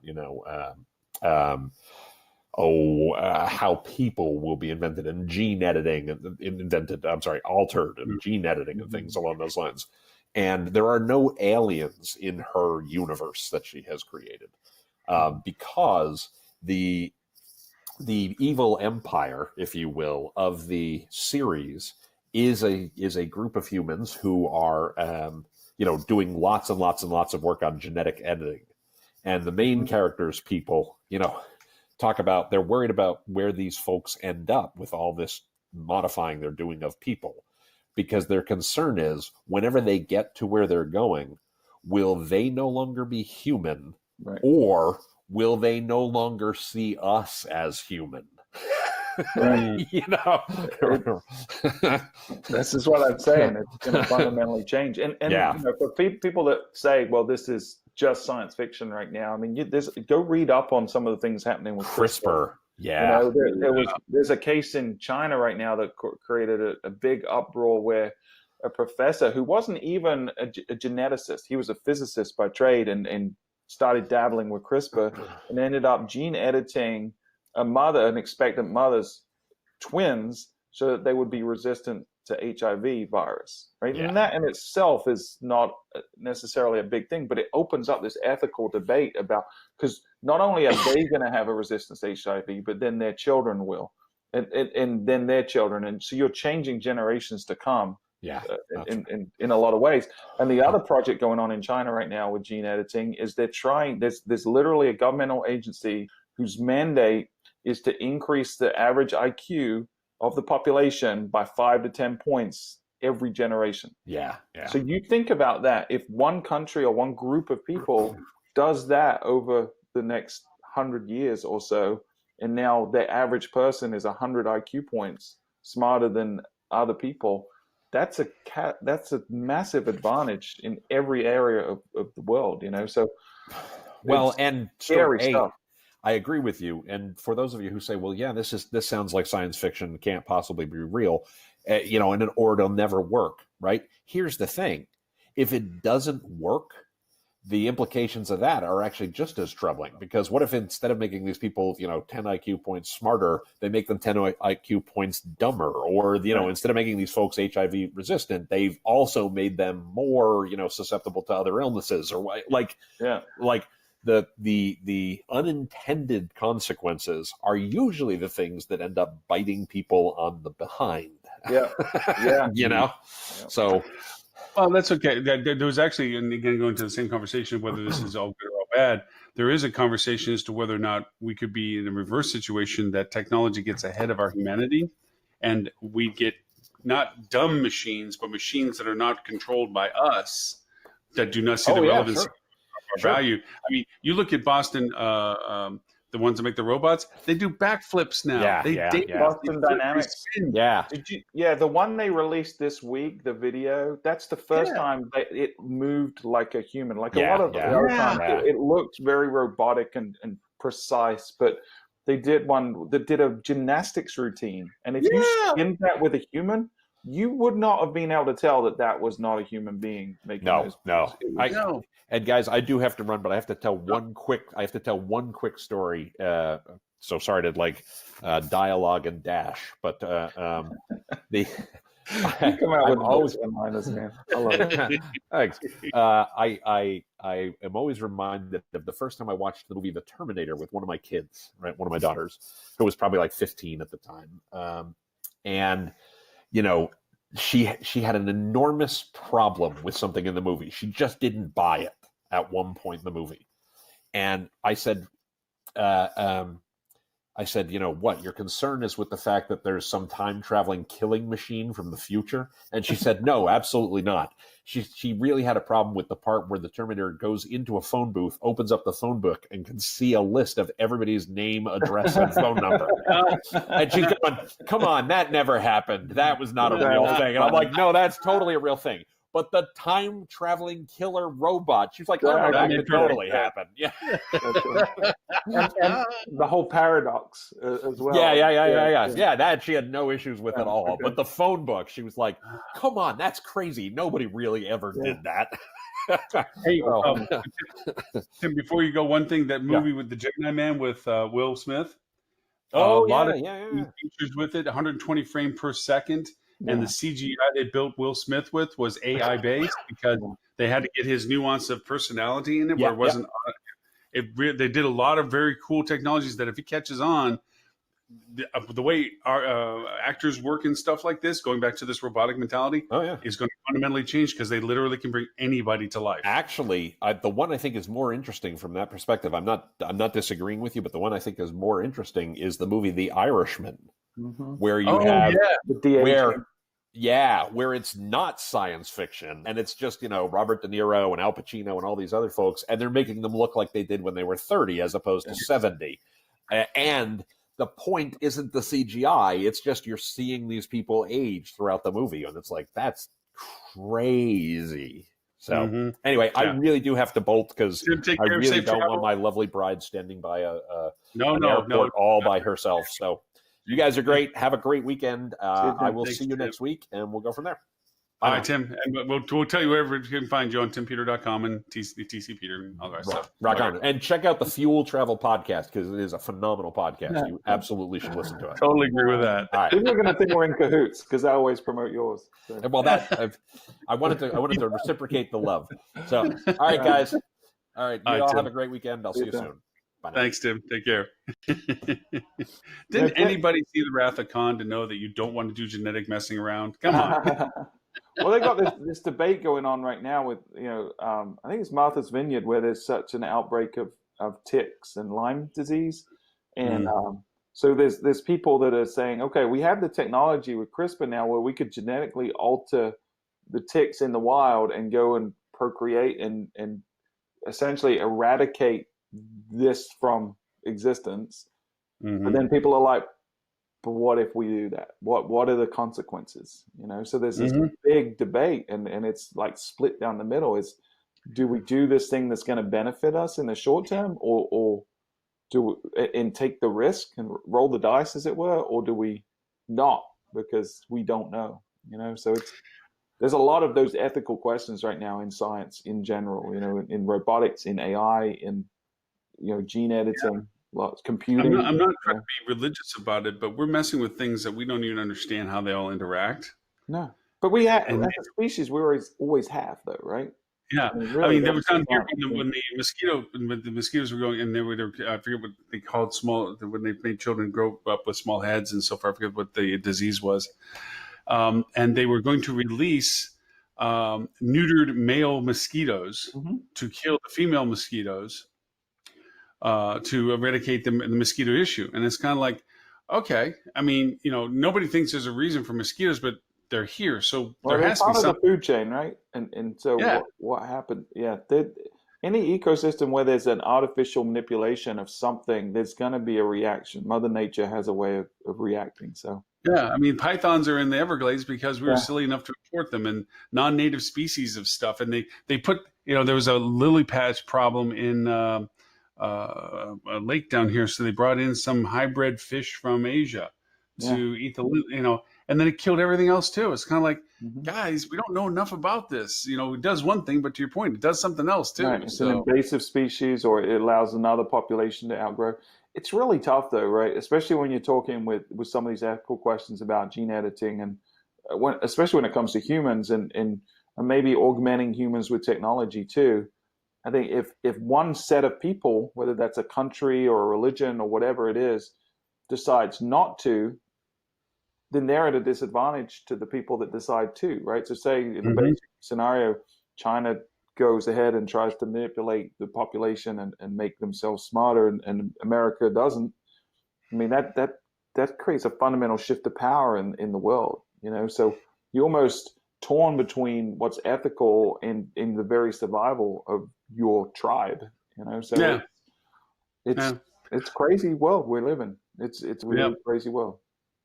So next week I should have my new Apple Watch. I have my old one now, the 3. I'm going to get the 5 next week. It's the only Apple product I'm buying this year. I think Apple is close to Fonzie putting on the leather jacket and going water skiing over a shark. Well, yeah. They haven't innovated like they used to. And part of that's because the technology is maturing. The iPhone is, 11 years old, 12 years old now. So they've somewhat perfected it. I think we'll see a bigger jump next year. But we will. With 5G.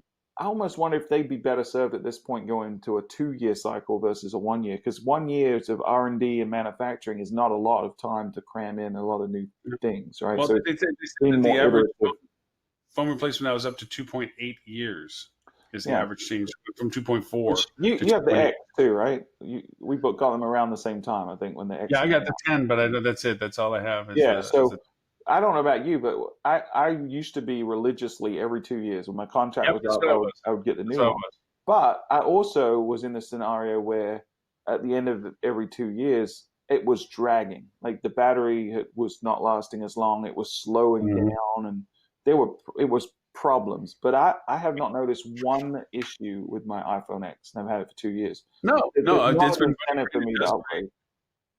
Yeah, no, I don't have any reason to replace. I mean, I love the new cameras on the new phone, but it's not worth it. I love the Yeah, faster processor. It's not worth it. yeah. There's no Uh, killer app, right? There's no differentiator.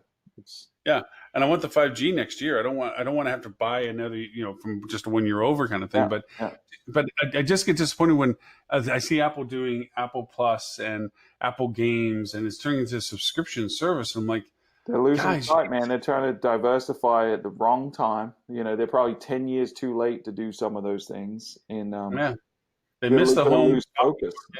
Yeah, they that whole they don't even talk about their speaker system anymore. That's coming. Their Apple It was a TV big missed deal. that as well. Right. And even their fundamentals, right? Like their laptops, the Mac Pros that we have in our office, anyone that's been bought in the last 2 years hates it because the battery life is 10% of what it used to be. Mm-hmm. You've got this stupid touchscreen bar at the top, I guess is what it is, or the newer screen LED technology, whatever it is.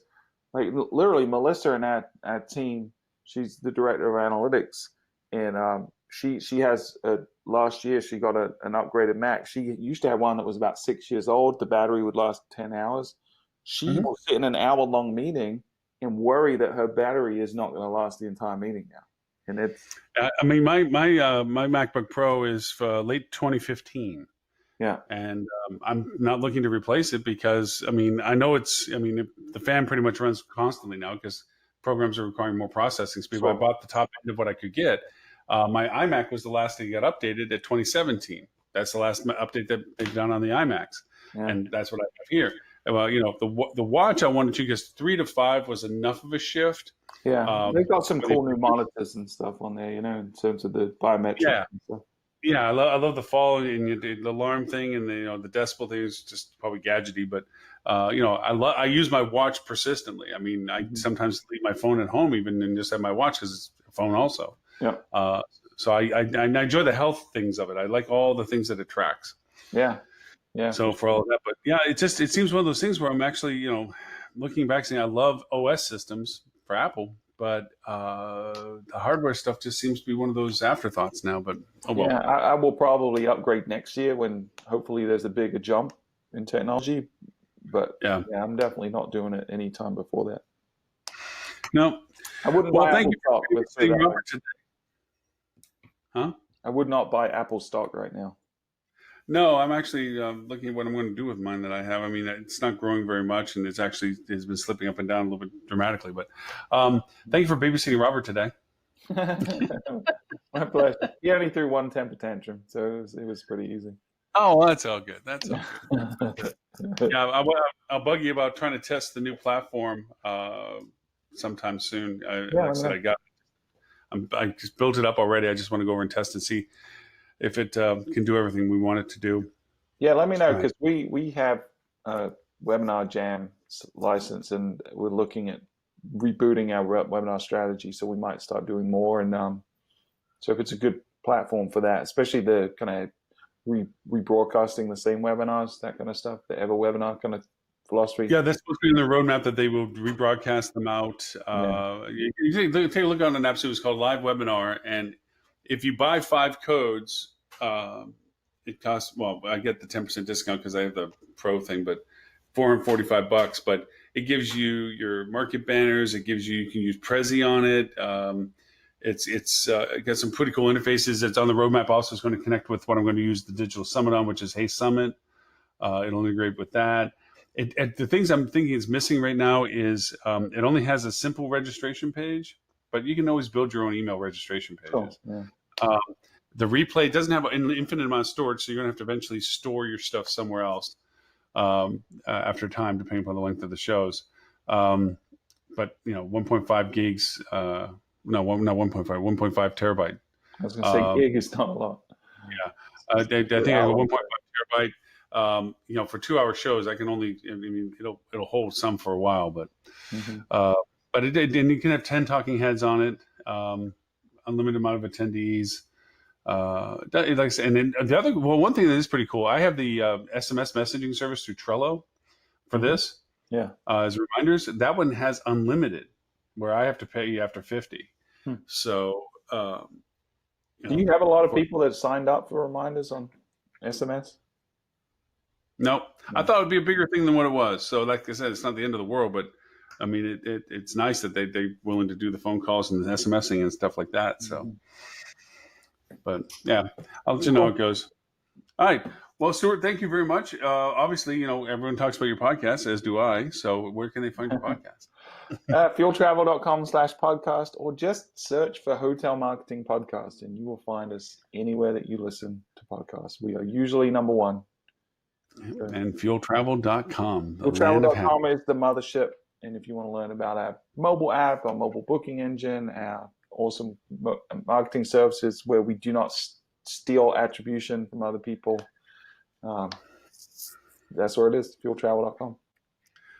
Excellent. And for being able to play the show back, you can go to hospitalitydigitalmarketing.com/live. There, all of our previous 216 episode links are available as well through archive links, or for this year, individual links all the way back to the beginning of January. So, and I do want to rave about Tim's podcast, even though it looks like I'm reciprocating quid pro quo, because quid pro quo seems like a topic right now in the news.